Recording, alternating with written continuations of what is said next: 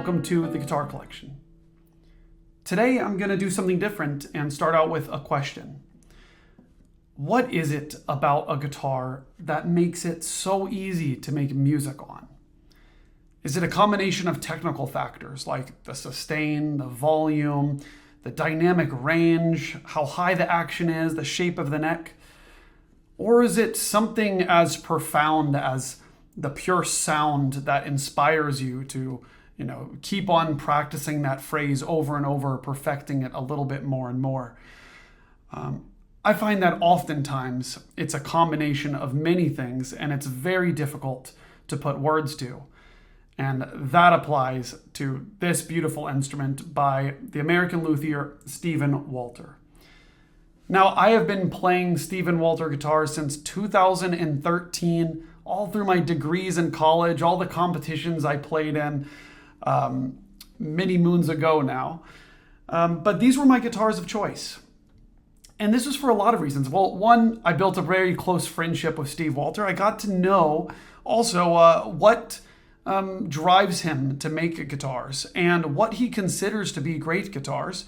And I have to say that I adopted a lot of these same thoughts as I got to know his instruments, his thoughts, and then developed my own ideas and, took in information from my surroundings, what other people were playing, and what their instruments lacked and what my instruments lacked.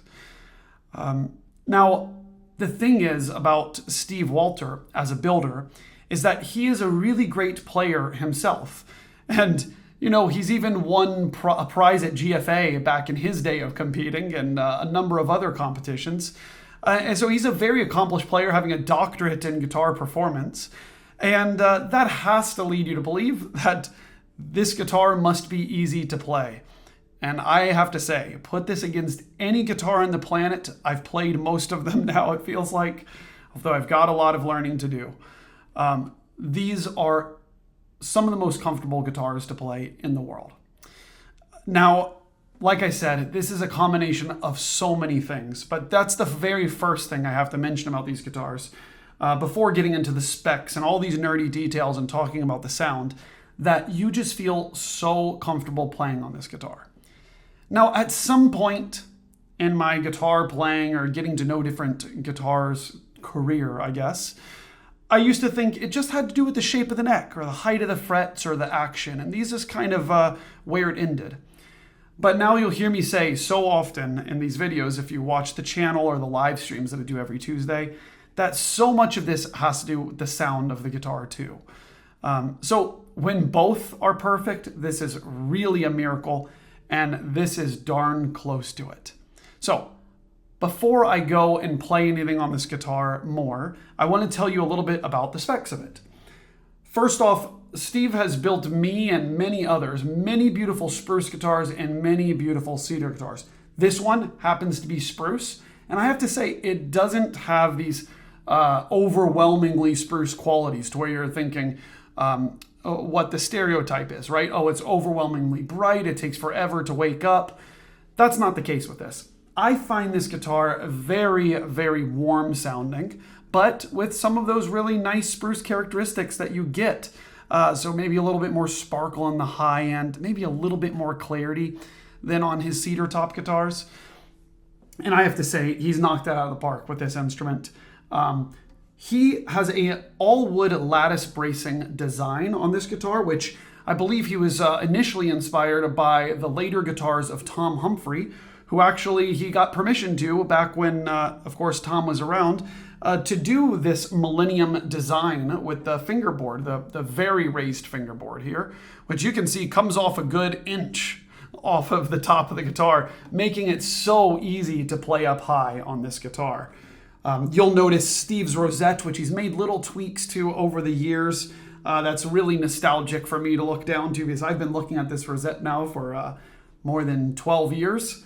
And then what is really cool is he's got this design that he's been doing for a number of years now that he's calling the defined resonance area, to where there's a small border here along the outside of a piece of wood before you get to the actual lattice bracing. In fact, why don't I just show you inside? And there it is, the lattice bracing with the defined resonance area, this border of wood along the edges of the guitar on this 2024 Stephen Walter guitar. Pretty cool, right? Let's get back to the video. It's so cool seeing inside the guitar like that, isn't it? So before I talk a little bit about the sound that this guitar has, I'm going to turn it around and show you this beautiful 4-piece Brazilian rosewood back and sides here, which you can just see has the such a cool pattern. I mean, he went all out on this guitar. And then when you look at the sides, you'll see some of these really beautiful light streaks in it.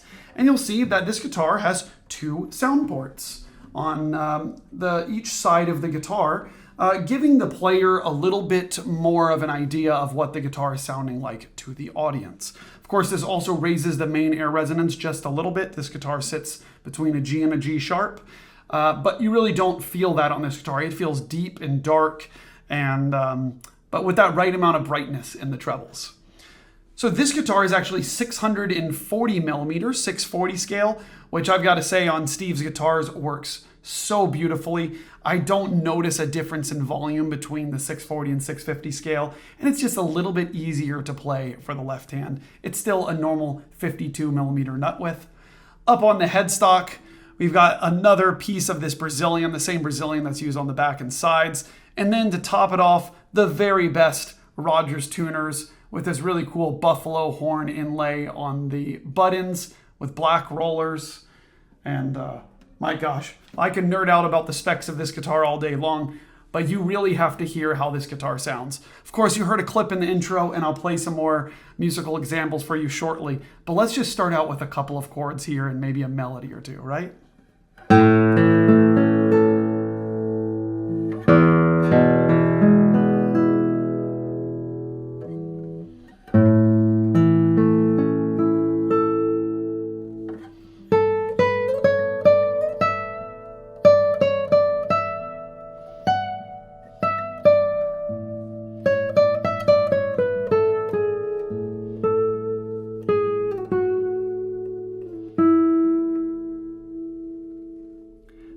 The overtones on this guitar are just to die for. The sound is just so crystalline on these trebles.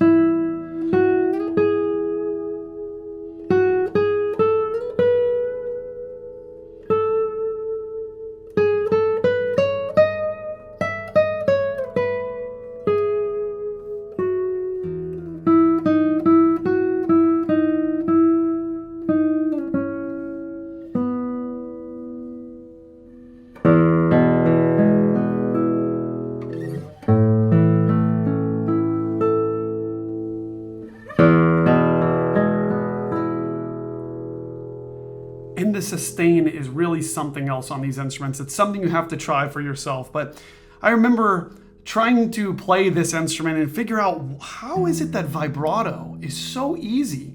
It just seems like it comes out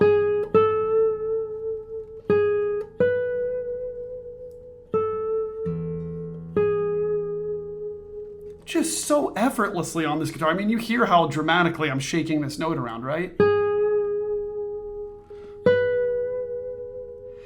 And to me, I think it's because the note comes up to volume and then it stays at that volume for so long, or maybe even rises a little bit more before starting to go on that downward trend that, of course, every note on the guitar does, right? Slowly decaying. It's not like we're a violin or a cello that can keep the note going. You hear that decay, but that decay starts so much later that it gives you this feeling that you have a lot of time to manipulate the note, right? So here it is, right?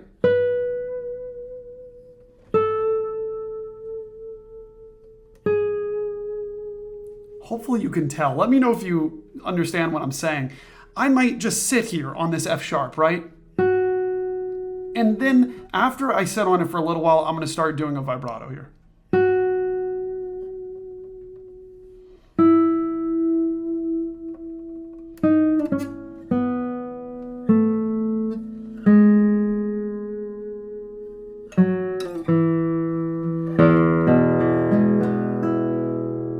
Is really something else. And then the balance on this guitar is just so even.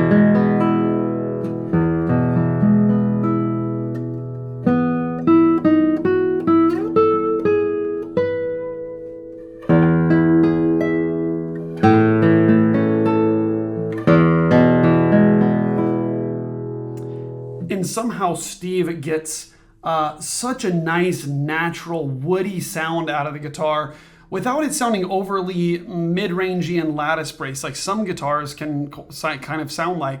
In fact, most of the time when people pick up this guitar, they think, is this a double top or is this a traditional guitar that's extremely, extremely loud? Because it is a guitar that has a ton of volume. In fact, that's something a lot of people would say to me from the audience after hearing me play in competitions and so on, that there's a lot of volume coming out of the guitar. And that's something that, it's really nice in that type of situation. Or even if you're in your room, just to be surrounded by a little bit more volume. I mean, gosh, I'm into it. Maybe you all are too. You can let me know. Does volume matter to you all? That's actually a great question to ask you. How many of you all are just playing at home? How many of you all have performances to go to? And if you don't have any performances to go to, don't you still appreciate volume? And if you do, why is that? Maybe you could leave a comment. Why do you still appreciate volume if you're just playing at home? And by that same token, if you don't feel that way, that you don't need volume or that you don't really feel like that adds anything, then let me know why you think that is. So, anyhow, I feel like I've talked enough in this video and hadn't let the guitar speak enough. So what I'm going to do is play a little bit of a melody on each string, and then I'll play some more musical examples for you. Lastly, I want to invite you to subscribe to the channel. Thank you so much for watching these videos. If you are looking for a guitar from Steve Walter, I regularly get instruments from him. He builds instruments for my shop. So if you are interested in reserving the next one that comes in, please write to me.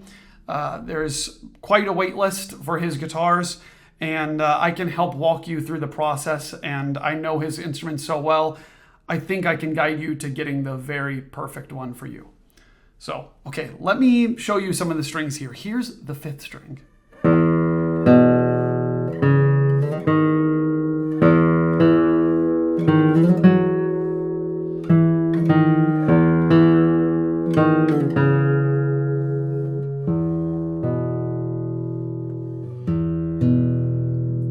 Cello sound really well. How about the 4th string?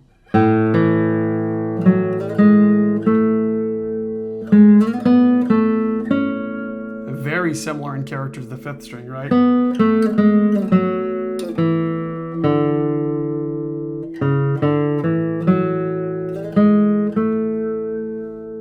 And now the 3rd string.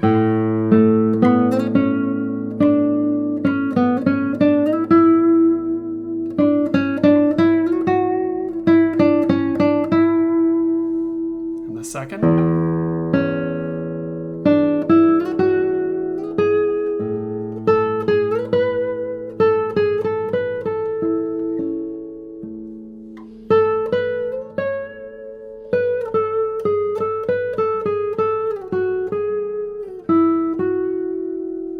Wow.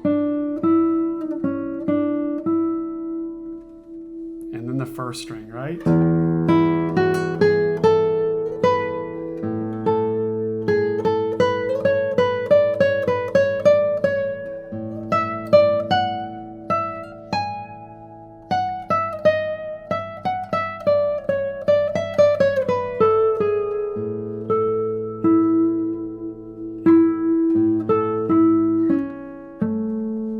And of course, the 6th string. Really big voice to it.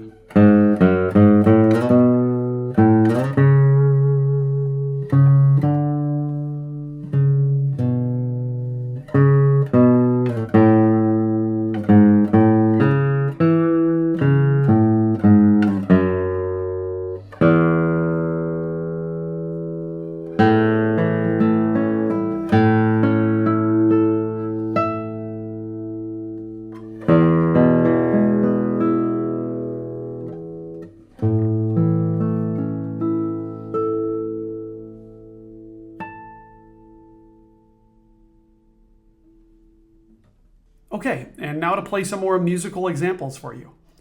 Thank you all so much for watching, and make sure to check out this instrument and more at guitarcollection.com.